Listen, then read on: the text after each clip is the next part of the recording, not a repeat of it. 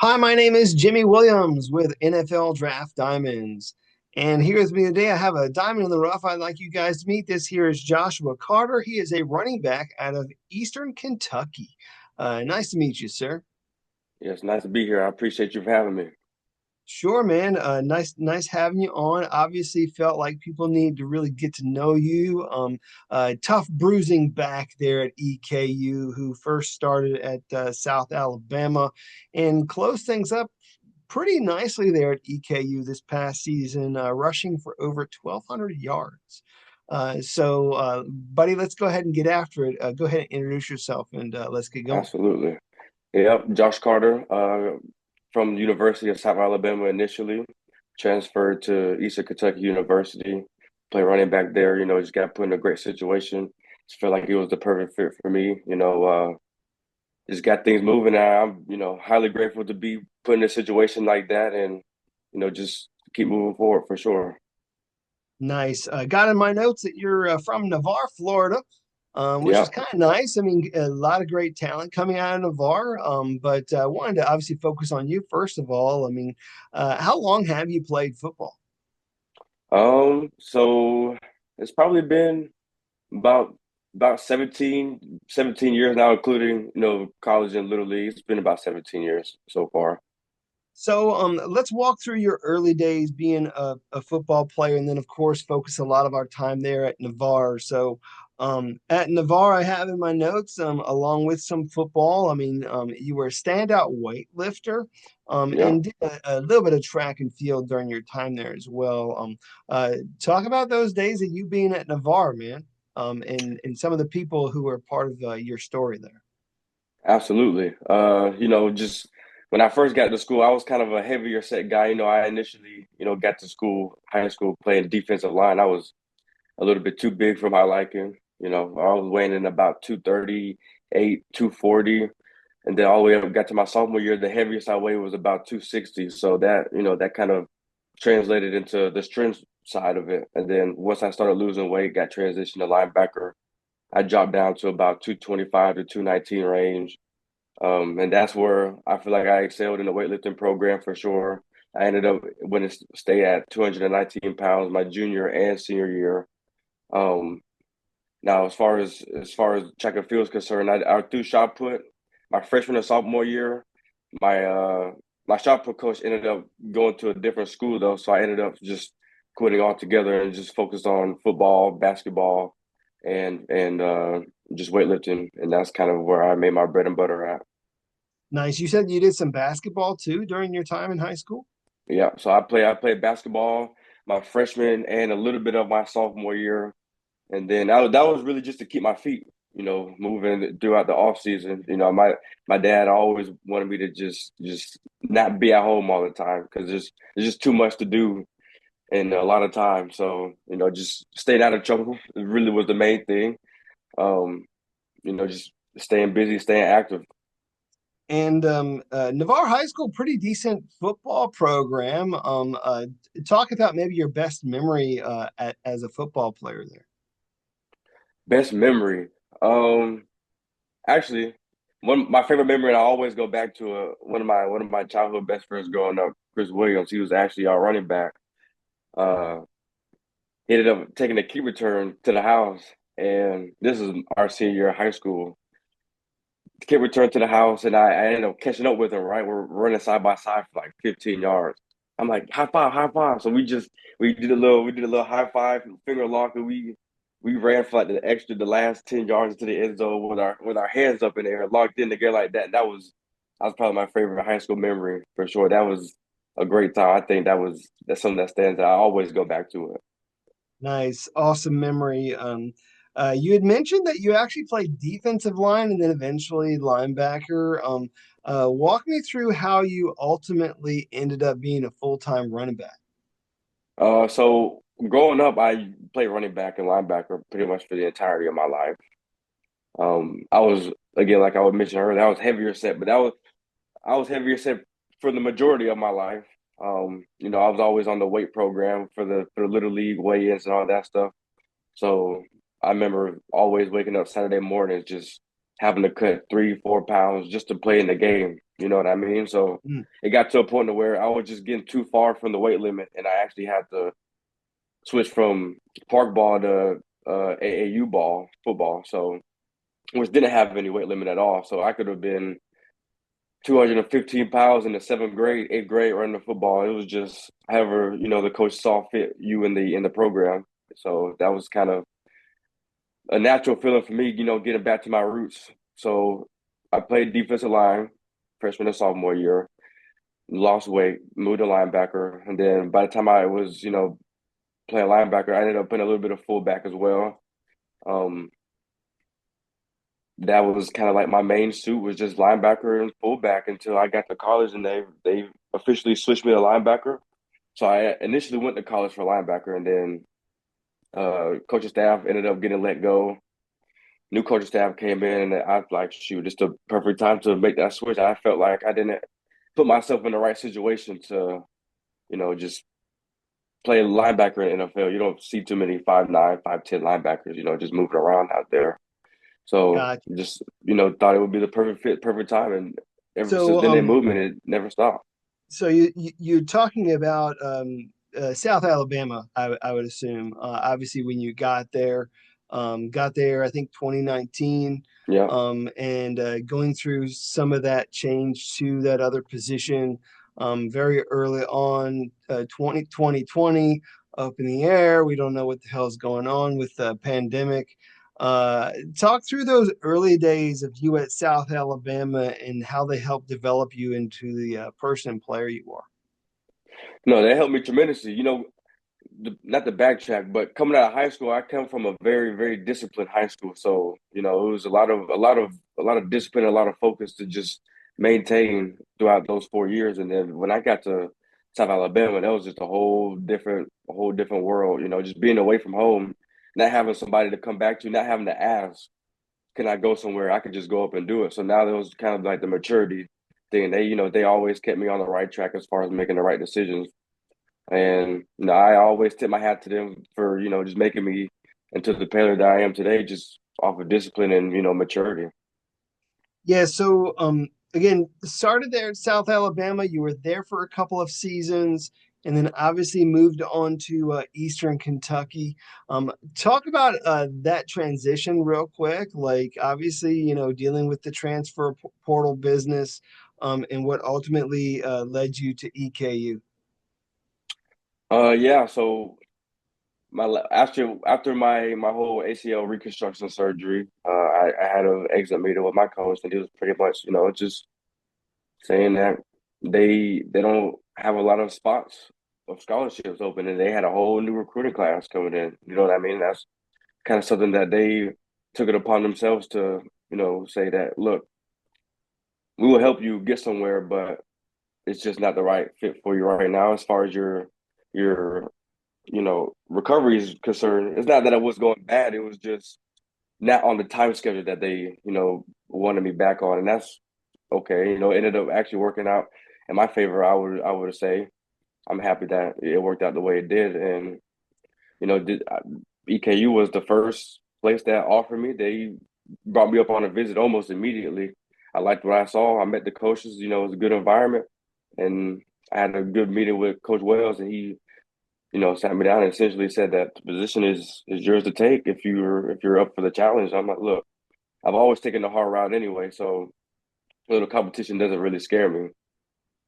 Yeah, so you come in 2023. You share the load with Braden Sloan. You guys doing actually a really good job, running the ball. So it's kind of a flip of the coin as to who in the world's going to get the ball, any given game there, and also having a really good quarterback there in Parker McKinney, your first season. So talk through. Really what offenses you've been a part of during your time. I mean, this past season again, with you being that bell cow, and then just of course kind of like your overall experience with all these different offenses. Yeah, absolutely. So to start with, when I first got to EKU, we had an All-American quarterback of Parker McKinnon. He was the guy when I got there, and everybody knew our offense facilitated around Parker and how, his ability to become an out of this world player whenever he needed to be, especially in the crunch time. That was like his strong suit was finishing games off, and one thing I always appreciated, about being in the office, me and Braden, obviously, just we brought different things to the table. You know what I mean? We brought different aspects of offense to the table, and I think that was respected by defenses. I think teams understood that we weren't necessarily the same back, but we could both be explosive players that could pick apart your defense at any given moment, right? So that's kind of like it took a lot of weight off my shoulders knowing that okay, if I don't if I'm not playing my best game right now, I know at some point something's going to open up because I have somebody else that's running the ball that is an explosive player as well, and that can take a little bit of weight off my shoulders and the offensive shoulders as a whole, and then this past season, Brandon Latham actually one of my good friends at EKU from the time that he got there. He's always been somebody that I look for, and he's an explosive player as well. He could pick apart a defense whenever he needed to, and I feel like I took a lot of weight off his shoulders because we always went back and forth of just trying to bring different parts of the offense to the table, right? And obviously we're not the same player, but we're both explosive players as well, and that's kind of something that I was happy that I was able to share the backfield with him too. So, I mean, again, it's kind of nice that your first year with the EKU, you're able to share the load. Again, this past season, buddy, like you're the bell cow, man. Like you're the guy who's getting the ball like more than anyone else on your team. 247 carries this season, rush for over 1,200 yards, 14 touchdowns. Obviously, a really great season. A lot of great moments, which I really want to hit at here a little later. But you had mentioned again, you and Braden being a little different there early on. How would you really just define yourself as an athlete, as a running back? Can you talk me through that a little bit? Maybe your strengths as a player. Yeah, one thing that I feel like I bring to the table is patience as a back. That kind of allows me to see the game a little bit differently, especially coming from the defensive side of the ball. Looking at fronts and looking at the shells and the techniques that the linebackers are playing at. Just being able to dissect the defense on the fly, and I think that's something that allows me to play a little bit more patient than the average back because I mean, I played in a collegiate defense, and I know what goes into the game plan, right? The aspect of, okay, this is a guy who, say he likes to hit backside a lot. A linebacker coach, a defensive coordinator will game plan accordingly. So that's something that I always just try to take into account for myself and the entire offensive scheme because I like to figure out how I fit into the scheme, right? Just being able to dissect what are we looking for this week specifically? What type of defense are we seeing? What type of players are we seeing? And then the tendencies of a coordinator, third and short, what does he like to do? Does he like to blitz? Does he like to play conservative? Just try to take, the edge off of the our play callers, just making sure that I can do what I need to do that way, the play callers can, have a little bit more free will. Cool. So again, I highlighted things like your patience. Obviously, it does have some explosiveness. Bro, the one thing I feel really is going to set you apart is the fact that you're a pretty strong guy. Right. And obviously a guy that can get after it in the weight room. I mean, you don't win state championships in high school for nothing, man. You learned about that very early on, and obviously it stuck with you throughout your college years, man. Um, talk up the strength program there at EKU and where you're at these days. Yeah. So no, the street program it's been, just on at the right trajectory, just improving every year since I've been there for sure. And I can't wait to go back and see what the guys look like now because I know what type of coach that Coach Brown is, Coach Billy Brown, the strength coach up there. I know what type of work ethic he has as far as just trying to become the better version of himself every year. what he brings to the table, his knowledge of, lifting and how it translates to the game of football specifically. And that's something that I always sat down with him every day, just trying to pick his brain a little bit just because it makes the work a little bit easier knowing that you know what you're doing it for. You know what I mean? So that's something that I always, just took into account. I love the strength program there. I think it's built me to be a very much more explosive player than I was when I got there. Gotcha. Favorite lift?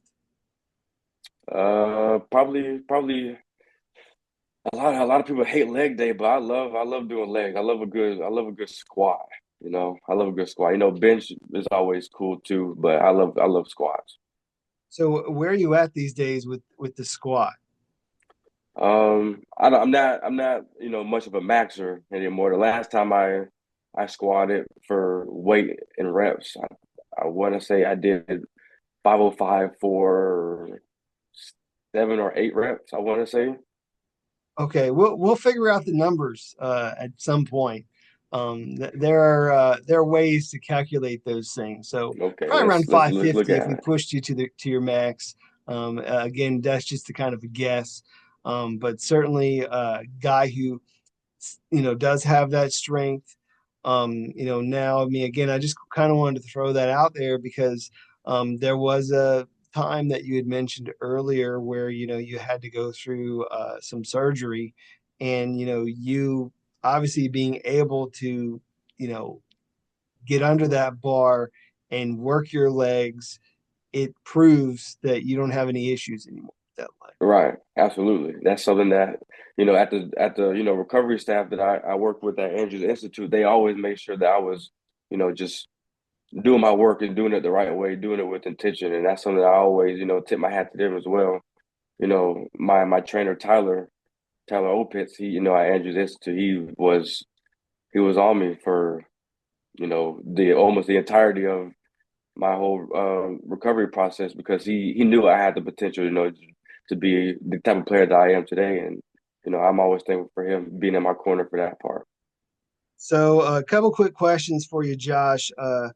As a running back, what's the play call that you love to hear where you know the ball's coming your way? Can you walk me through your favorite play? Yeah, for sure.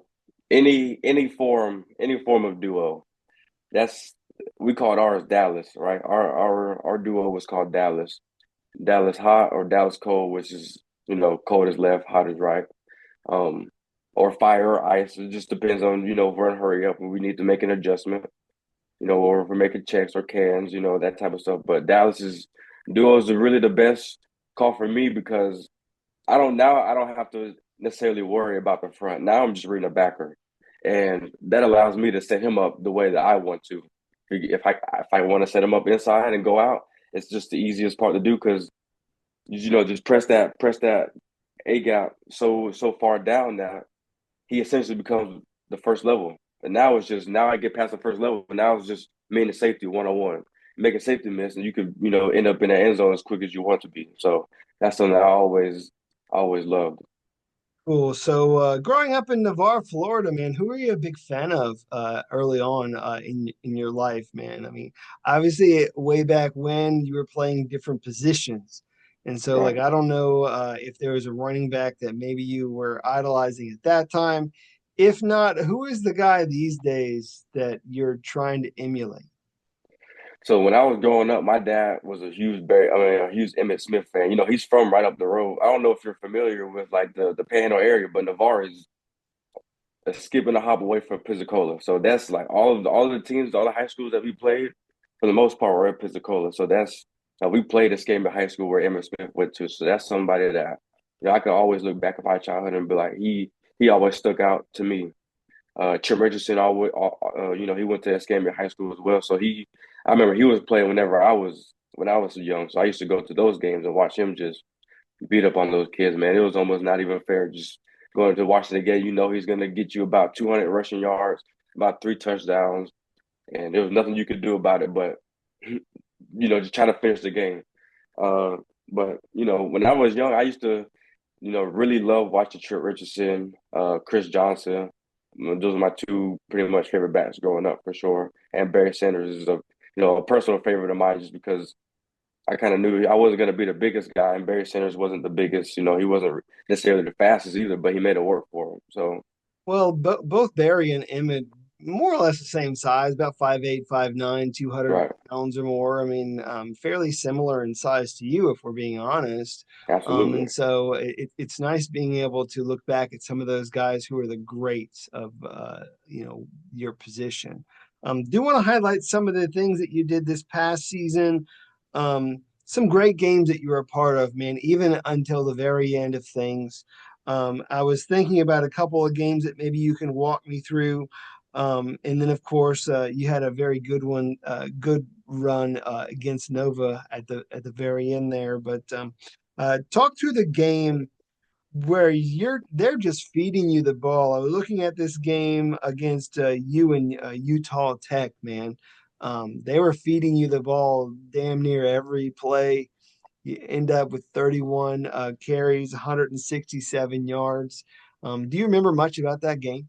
absolutely. You know that goes back into just knowing the defensive coordinator's tendencies. I know that number 12, the big safety, he's about 6'6", 6'7". I can't remember exactly his height. I just know he was tall as everything. But I had a pretty good game against them the year before. So that's something that's a game that I marked on my schedule before the season started. Like, okay, this is a game that I feel like I'm gonna have the most fun with, or some of the most fun in, just because the defense didn't really change that much, from the year before. So that's something that, that was one of my favorite games this year in general, just because I felt like that was a game that I genuinely just felt myself getting better as the game went on.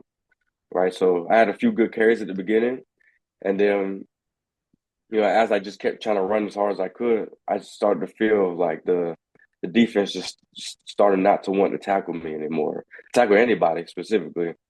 You know what I mean? So that was something that, when they got to that point, I was like, yeah, this is where I thrive. And when people don't want to play anymore, and I'm just not really just getting started, I'm still having the most fun that I can in this game. Gotcha. And I did want to highlight one more run of yours. Although it was a tough loss against Villanova, bro, you had like a 77-yard carry, taking that thing the distance. Walk Yeah. me through that play. This is my favorite play of the year, by the way.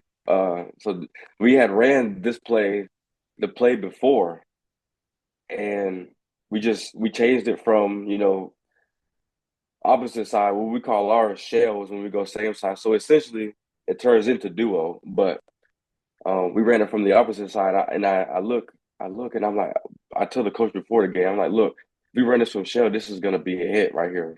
'Cause they're gonna give us the front that we want to give, that we want to look at, right? So the play before, I see it, I set it up. I'm like, okay, this is. I look at the quarterback. I look at Matt Morris, and I say, look, if they give us this play again from shell, I want you to go, just hand the ball off and go cut off the backside. I'm cutting right off of you. He's like, bet. So I'm like, all right. He gives us the same play call, gives us shell. I'm like, all right, this is it. I look at him like, give me that backside block. I need it right here. I got you. I promise you. He was like, all right. Hands the ball off and go seals off backside. He gave us a look, set up the the front side backer, just cut it back. I saw it was either the outside linebacker. Yeah, it was the outside linebacker. He kind of crashed in hard, but he was playing a little wide. So quarterback had enough time to create space between the offensive tackle and him. So now I pretty much having a two-way go, just reading his block. And at that point, as soon as I saw he, got the outside, I mean, he turned his butt to me. So that means just, cut right off. And then after that point, it's off to the races.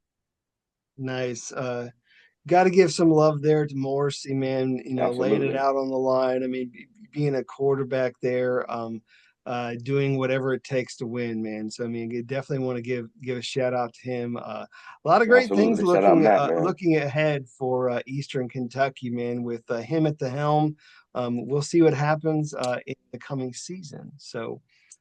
Josh, I obviously want to close the book on you as a collegiate player because now we're looking at you as a prospect. And so we've learned a whole lot about you as a football player. Do you want to take a brief moment to meet the guy under the helmet? Give me a little something. Tell a little bit of something about you that maybe not everybody knows, whether it be a fun fact or I don't know, hidden talent or anything you're into, man. Give me something. Okay, yeah. Fun fact, I don't think a lot of people know about me is that I was actually born in Japan. Me and my brother were actually born in Japan. You know, my dad and mom were in the military. So, my mom ended up actually getting out of the military before, I don't know if it was exactly before I was born or right around the time I was. I can't necessarily pinpoint that, but yeah, my dad was in the military 20 years, Air Force, um, from South Carolina. Just ended up getting stationed in Okinawa, Japan, was born over there. Uh, some things I like to do is I love listening to music. I love making music. I don't rap or anything, but I am on the production side of it, so I do make beats on my free time whenever I get a chance. I'm not all the way in that door, but I am definitely dabbling in that space for sure. Where do you get your inspiration from musically? I listen to a lot of different, a lot of different genres. I mean, I grew up. I mean, hell, I had a heavy metal playlist when I was in high school. Just throw a little all ball, right? I mean, I listen to everything from rap to R&B to metal to electro to just soul seduction, all that type of stuff. All right, all right. Just kind of wondering where that was going for you, like on the side, like when you're, just kind of, trying to throw some stuff together. Um, we are getting to a little lengthy in our interview, so I mean, do need to wrap up our time. Obviously, man, we've talked a whole lot about your journey. Had a very great season there for Eastern Kentucky as you wrap things up. Certainly having some scouts, maybe perhaps along the sidelines during games or practices. And so, as we close up, I want you to just kind of talk to them directly, man. Tell them what makes you a great talent in this year's draft and why they need to give you that opportunity. So go ahead and close with your thoughts. Yeah, I mean, I'm just a player that I think I could bring whatever you need to the table. I could sit back there, I could pass block, I could catch punts, I can catch kick returns, I can, create explosive plays when need be. Um, or simply just I'm a good guy to have around the locker room, for morale purposes, right? I can always bring the life to the locker room whenever people are feeling down, if people need to have a laugh or just a personal moment. I can, just talk very, very closely and very personal with anybody. Essentially, that's kind of what I hang my hat on is just being a guy that can, just bring the best out of everybody around me. So that's something that I think scouts will, want to have in the locker room and have on their team. Cool. Well, definitely was a bell cow for Eastern Kentucky this past year, and is a solid player who can get those tough yards if given the opportunity, man. So, want to wish you all the best and everything you got going on right now. Okay. Yes, I appreciate it. Sure thing. Once again, I got with me Joshua Carter, running back out of Eastern Kentucky. Check him out.